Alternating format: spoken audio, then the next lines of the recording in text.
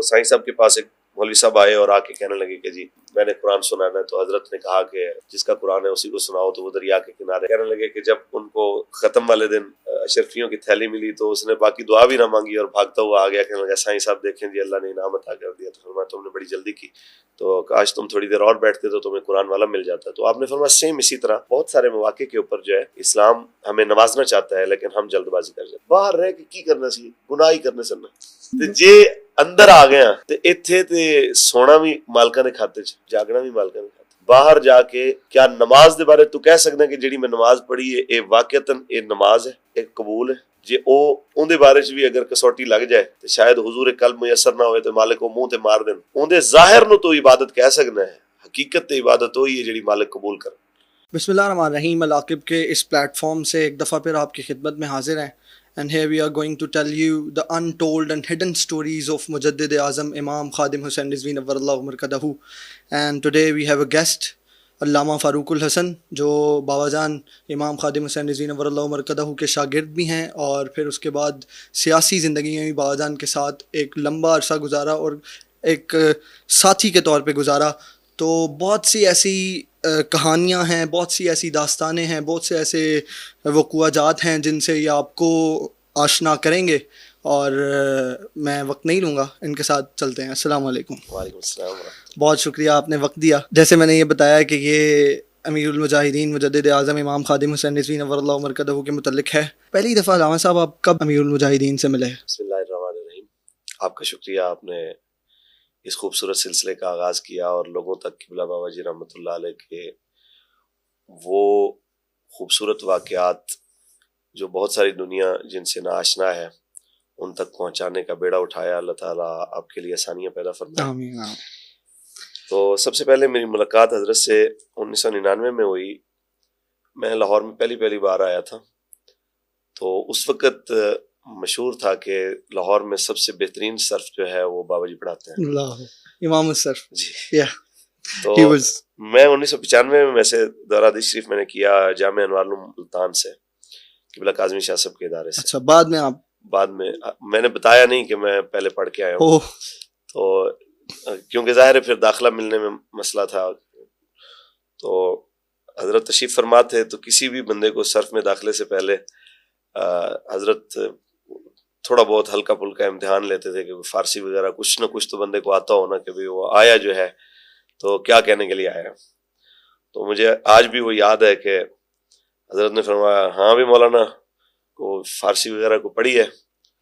تو ڈرتے ہوئے میں نے کہا کہ اب بندہ کیا کہے کہ بھئی میں بہت بڑا عالم ہوں یا پڑھ کے آیا ہوں جی میں یہ کروں. تو وہ حضرت کے سامنے تو جو صحیح معنی میں واقعی مدرس تھے تو ان کی بھی آواز نہیں نکلتی تھی, تو میرے جیسے بندے کی تو اوقات ہی کوئی نہیں.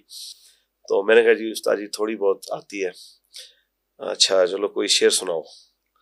تو پھر شعر سنایا. شیخ سعدی علیہ الرحمہ کا مشہور کلام ہے, گلے خوشبو در حمام روزے رسید از دست محبوب بدستم بدو گفتم کے مشکی عابیری کہ از بوئے تو دل آویز تو مستم و گفتہ من گلے نا چیز بودم ولیکن مدت باگل نشستم جمال ہم نشین در من نصر کرد وگرنہ من ہما خاکم کے ہستم. کہتے ماشاءاللہ ماشاءاللہ. اچھا اس کا ترجمہ بھی آتا ہے؟ تو میں نے کہا جی تھوڑا تھوڑا آتا ہے. تو ترجمہ سنایا. بعد میں فرمانے لگے کہ اس کا سبق کیا ہے, اس سے کیا آپ نتیجہ نکالتے ہیں؟ میں نے کہا جی اس سے نتیجہ یہ کہ اگر ایک مٹی پھول کے نیچے رہے اور اس کے پتے اس کے اوپر پڑیں تو اس کی خوشبو اس سے اخذ کرتی ہے, تو اسی طرح انسان تو اشرف المخلوقات ہے. جتنا مرضی برا ہو کسی اچھے کے ساتھ بیٹھے گا تو اس کی خوشبوئیں اس کی عادات بھی اس کے اندر آئیں گی. ٹھیک ہے مولانا آپ کے نا اس بات کے اوپر آپ کو داخلہ دے دیتے ہیں. تو پھر داخلہ ہو گیا. پھر حضرت شفقت فرماتے تھے آپ کا ایک طور امتیاز تھا کہ اس وقت ڈنڈا آپ نے کندھے کے اوپر رکھنا اور جناب کلاس کے اندر آپ نے پھرنا اور ایک بندہ تلاوت کرتا جاتا تھا اور اسی طرح پھر جناب آپ نے تعلیلات وغیرہ جو بھی قوانین وغیرہ سمجھانے ہوتے تھے طلباء کو سمجھاتے تھے. اس دوران یہ سمجھ لیں کہ حضرت کی خاص نگاہ عنایت تھی کہ مجھے آج بھی وہ اشعار یاد ہیں کہ شیخ سعدی علیہ الرحمہ کی ایک نعت تھی, وہ مجھ سے اکثر سنا کرتے تھے. وہ میں بلکہ بعضاً خود سنا کرتے تھے، خود سنا کرتے تھے پوری کلاس میں. اللہ. تو میرے ساتھ تقریباً کوئی 150-200 کے قریب اور بھی ہمارے ساتھی تھے. تو مجھے وہ اس وجہ سے بھی ساتھی زیادہ جانتے تھے کہ بھئی یہ شیخ سعدی علیہ الرحمہ کا کلام پڑھتا ہے. امیر المجاہدین نور اللہ مرکزہ نے علامہ صاحب کو ایک خطاب دیا خطیب الاسلام کا، جس نام سے یہ آج ہر طرف جانے جاتے ہیں. وہ تو ان کی شفقت ہے، کرم نوازی ہے، وہ بہت بات کی بات ہے. یہ 1999 کی بات. اس میں آپ کو شعر ایک سناتا ہوں. ہر شست کمی پائے ز ایوان محمد، ایوان محمد، جبریل امی خادم دربان محمد، دربان محمد. تورات کے بر موسیٰ انجیل بعیسیٰ، تورات کے بر موسیٰ انجیل بعیسیٰ، شد محاوز یک نکتہ فرقان محمد، فرقان محمد. تو کوئی کمپلیمنٹ آپ کو یاد ہے بابا جان نے جو آپ کو خاص کر دیا کرتے تھے نعت سنانے کے بعد، کلام سنانے کے بعد؟ وہ ایک ہر ایک بندے کے لیے کوئی خاص ایک جملہ ہوتا تھا. وہ بظاہر چاہے اس کو تادیباً فرمایا کرتے تھے، لیکن وہ اتنی محبت سے بولا کرتے تھے کہ وہ بطور اعزاز بندہ سناتا ہے کہ بس وہ تقریر سنانی ہو تو وہ بھی کوئی رٹی رٹائی کچھ تقریریں بھی مجھے آتی تھیں، تو کچھ اشعار بھی. تو حضرت ازراہ مذاب فرماتے تھے کہ بھئی اے آ گیا جی 80 سالہ تجربہ کار سنیاسی بابا. تو وہ میرا ایک پوری کلاس میں ایک تعارف تھا کہ بھئی یہ جناب جب استاد سخت غصے میں ہوتے تو اکثر ہمارے ساتھیوں کی بس یہی خواہش ہوتی کہ بھئی فاروق الحسن آج اگر آ گیا نا تو بچت ہو جائے گی، نہیں تو آج کوٹ بڑی پہنی. تو وہ پھر یہ ہے کہ بھئی میں نے حضرت کو ہنسا دینا کسی بات پہ. تو آپ بڑی شفقت فرمایا کرتے تھے، آپ کی بڑی محبت ہے. کس سال میں ایگزیکٹلی آپ سب سے پہلے بادان کو آپ نے دیکھا؟ کس سال میں؟ 1999. 1999 میں جی. کوئی خاص ایونٹ یاد ہے 1999 کا سیاسی؟ نہیں، بس کلاس میں ہی ملاقات ہوتی تھی. اور پھر امتحانات سے قبل میں جان بوجھ کے آؤٹ ہو گیا. تو اگلے سال پھر میں آ گیا کیونکہ پھر مجھے اگلی کلاس میں جانا پڑنا تھا، جبکہ میں جانا نہیں چاہ رہا تھا. پھر 2000 میں پھر آ گیا. میں نے کہا جی وہ میں کسی مجبوری کی وجہ سے نا، تو اسی کلاس میں دوبارہ اسی کلاس میں حضرت کے پاس ہی اصل میں چاہ رہا تھا کچھ وقت گزارنا، تو اسی وجہ سے پھر اگلے سال میں پھر آ گیا نا 2000 میں. تو جب میں نے داخلہ لیا تو فرمانے لگے کہ لگتا ہے جدوں تک میں کلاس نہیں چھڑنی انہیں بھی اگے نہیں جانا. تو بادان کے نام کا چرچا اس وقت تھا. جی بالکل، کہ آپ وہ سن کے ادھر آئے تھے. اللہ اکبر. یہ 1999 کی بات ہو رہی ہے.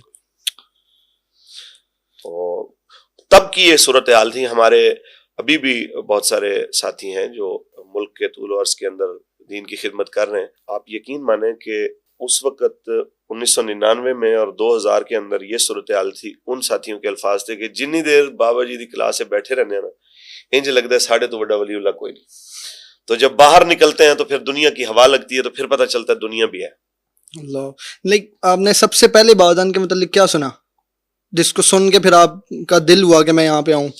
جی سب سے پہلے تو یہی کہ بہت اچھے استاد ہیں، پڑھانے کا ایک طریقہ کار، اور خاص طور پہ جو امام الصرف ایسے نہیں لوگ کہتے تھے، وہ واقعی امام الصرف تھے.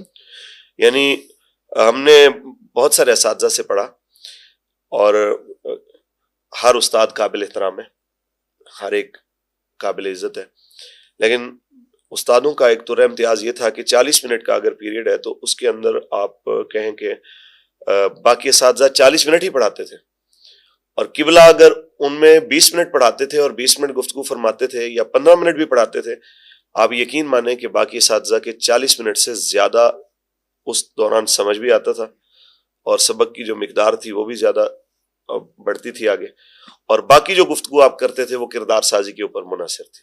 اور آپ یہی فرمایا کرتے تھے کہ علماء کو غیرت مند ہونا چاہیے. کوئی واقعہ آپ کو یاد ہے کردار سازی سے متعلق؟ حضرت کے پاس ایک ہمارا ساتھی تھا تو آ کے کہنے لگا حضرت جی تہاڈی میں گلاں سن کے نہ تے میں بھی جمعے دے اوتے گل کر لئی، میری ہو گئی چھٹی. آپ نے فرمایا بیٹا میری اگر باتیں کرنی ہے نا تو یہ یقین رکھیں کہ میں جب بات کرتا ہوں تو یوں سمجھ لیں کہ بستر اپنا تیار رکھتا ہوں کہ جمعے پڑھنے کے بعد مجھے کہا جا سکتا ہے کہ آپ جا سکتے ہیں.